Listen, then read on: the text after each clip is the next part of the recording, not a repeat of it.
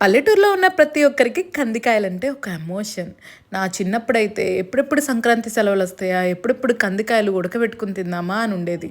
అంత బావుంటాయనమాట ఈ కందికాయలు. చిన్నప్పుడు మాకు తెలీదనమాట ఈ కందికాయల నుంచి కందిపప్పొస్తదని. కొంపదీసి మీకు కూడా తెలీదా ఏంటి? మనకి కందిపప్పొచ్చేది ఈ కందికాయల నుంచే. ఇంక నేను మా మరిది బ్రోసు అందరం చక్కగా పొద్దున్నే అలా చల్లగా కూల్ వెదర్‌కి వెళ్ళి కందికాయలైతే కోసుకున్నాము. చక్కగా ఉడకబెట్టుకొని తిందామని. హాలిడేస్ కదా! అందరం కలిసి అలా ఎంజాయ్ చేస్తూ పాటలు పాడుకుంటూ కోసామనమాట. ఇంకా పల్లెటూరులో కట్టెల పొయ్యి మీద కందికాయలు ఉడకబెట్టుకొని తిని అందరం చెట్ల కింద సరదాగా కూర్చొని అలా తింటామనమాట మేము.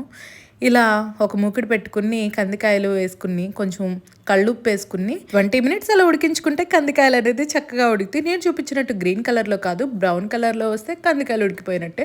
తర్వాత నీళ్ళన్నీ ఉంచేసుకుని మేమైతే చెట్టు కింద కూర్చుని ముచ్చట్లాడుకుంటూ నవ్వుకుంటూ తిన్నాం.